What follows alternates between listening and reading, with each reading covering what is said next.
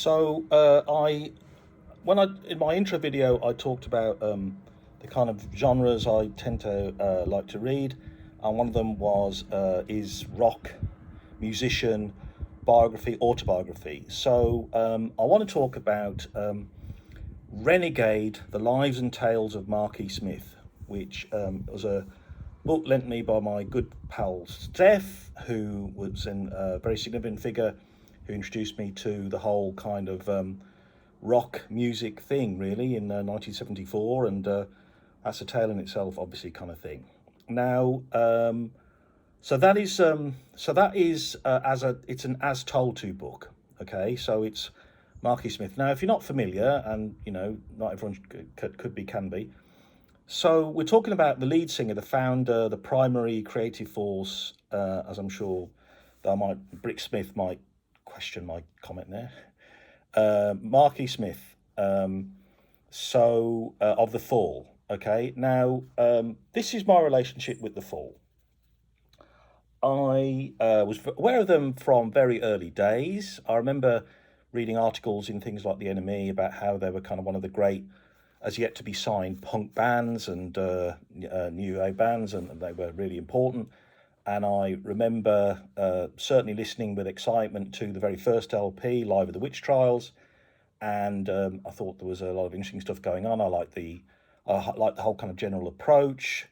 I was quite keen on Mark's voice, on the keyboard thing. I thought they went real well together. I liked the attack and drive, and then the whole kind of general package, really. And then I guess that's going to be, I might get the date right. Let's say that was 77, that came out, or 78. And so I'll be listening to, John Peel. John Peel, I know we all famously know how much John Peel was into them, and, and with good reason. So I'd hear stuff, and I remember I remember being really struck by Totally Wired, right, which was that was when I'm gonna say 81, and that's still a record I play today. I think it's in many ways a perfect single. I mean, the whole kind of, again, the attack, the drive, the rhythm, the urgency, I think Mark did an amazing job, the band as well, of conveying that sense of being on drugs, of being on the edge of things. It's not clear from the lyrics if it's just the coffee, I drank a whole jar of coffee, then I took one of these. I think it's fantastic stuff. I really, really, really, really love that kind of thing. And then I kind of I lost focus a little bit on them, and they're very much somebody I was aware of, and I remember a couple of really great gigs in Brighton in the very early 80s that I thought were amazing. I'm going to say the Concorde, I might be wrong, but I think it was the Concorde. And that was the time of Eat Yourself Fitter. Again, another fabulous track, funny, interesting, very brilliant stuff, right? And then I kind of lost focus on them, I guess, and I was aware of them, and they threw out a huge amount of content, but it wasn't necessarily content that I was catching. And I've just looked up on Wikipedia, and I believe it's 31 studio albums. I think it's over 40 live albums. I think there are compilation albums. There are all sorts of albums. There are, I think, 49 singles, right? Again, they would pop up, and I would be very struck by them, and it was really, really good. I mean, Roche Rumble is fabulous. Hit the North, which is much later. That's an amazing song. That's really great. Quite poppy. I remember the video was quite funny for that and really quite effective. And so The Fall, I'm saying The Fall were a band that I always had, an affection for, a lot of respect for, but I wouldn't say I was a kind of stone, dyed in the wool, whatever, kind of major fan. I respected them. I thought they were very credible. And I would read the occasional interview with Smith, and he was kind of like, well, okay, he's a distinct, interesting guy, blah, blah, blah. So I'm saying this as background because I don't know the lore, okay? As I think Steph himself said when he lent me the book, I don't know all the ins and outs. And I know that I read the Guardian article with amusement about, essentially how many people had been in the fall and been fired, and half of Salford seemed to have been that played bass for one time or another for the fall and all this kind of stuff. And I thought, okay, well, fair play to him, he's still going, all this kind of thing. So this was the context of me coming to this book, and it was, and Steph kind of, said, yeah, it's very funny if you know the people and the kind of, okay, so, but this is the book. The book is, you're stuck in a pub with a bore who's droning on at you. And this guy he's an intelligent guy, but he's got opinions about literally everything. I mean, at one time I made a mental note of all the things Mark Smith has the definitive opinion on, from the England football team to student sex to Primark to etc., etc., etc., etc. So increasingly, the book became a little bit of a test, because it was kind of like, so you've got this guy, what you have him in your head, droning on, opinion, opinion, opinion, opinion, 99% of which is, I was right, they were wrong, I spotted this before anyone else, I know this is how you do things. Now, that makes him sound kind of awful, and I don't think he was awful, but I think he was a very, a very kind of self-created guy who maybe, and this is such a snobby thing to say, but shoot me.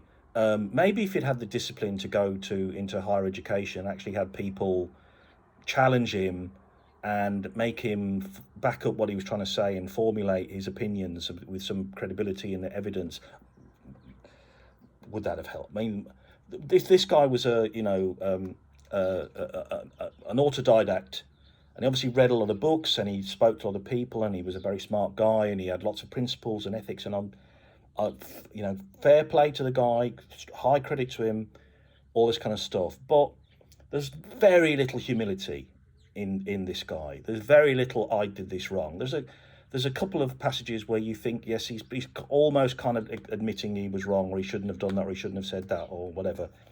But it's obviously pretty painful to him, and he'd much rather be happily back to drinking the whiskey and telling everyone about how he's right about, like I said, the state of politics, what the working class really think, etc., etc.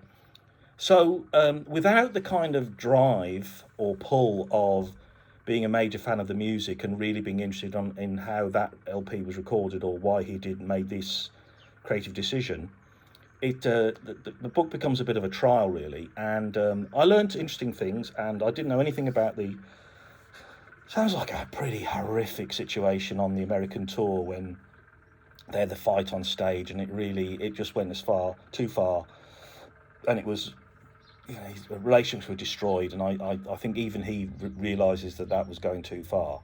And I guess what I'm saying is that I finished the book and I thought, well, that was interesting. I did learn, I was in somebody's company, but the thing is that it's not somebody's company I'd want to have been in for all that time, and for it to be so unidirectional. Now, perhaps this is unfortunate. Perhaps this was done at a time of his life when he wasn't really open to any kind of looking himself in the round. Maybe he was so entrenched in his opinions. Maybe it was the alcohol. I don't know, kind of thing. But yeah, you're stuck in a pub with a guy ranting on, and that can be entertaining for an hour. That could be entertaining for an evening. It's not entertaining for a week. Okay, so I'm sorry, Steph. I think you like this book better than I do. I'm gonna have to give this a 2 out of 5. I mean, and that's a weak 2. That's a 1.8, really. I wouldn't say anyone who doesn't care about the fall would want to read this book. For Marky Smith fans, I'm sure there's still many of them. The other thing, yes, sorry. Also, he was just, I'm sorry to use the word, he was trying to make some kind of punky, position about it. But I mean, the guy did you so many favours. He gave you so much love and attention and profile and credibility. And, you could have said, would it have killed you, Mark, to say, Yes, I'm absolutely devastated. He was a great guy. He gave us so much. I'm really sorry that we don't have him anymore. And you know you didn't. And you were no, no. That's not really on. That's not really on. And I think poor John Peel. That I think that happened to him a few times. I think he helped quite a few. I think Bolan he helped. I think Rod Stewart he helped. I think there are some other people in there, and people just shit on him really, and didn't really treat him with the respect and gratitude that I think he genuinely should have had. So that's a black mark. So the fall music is still there. I dip into it. I mean, like the classical. There's so many great tracks. That it's great, and it's definitely art. There is something there. There's no question about it. But I didn't enjoy reading this book. I didn't want to be have Mark Smith in my head droning on at me. I cannot recommend this. This is well, actually, I have passed it on for circumstances, and I will get it back to you, Steph. But I can't wave it at you, you guys, right now. So, not one I'd want to read. I've read much better rock biographies. I've been in the headspace of people who I think are much more people I'd want to kind of spend time with. But I guess thank you, Mark, for the music. Maybe not all 100 albums of it, but from what I know of you and what you've done, there's some great stuff in there. But not this book.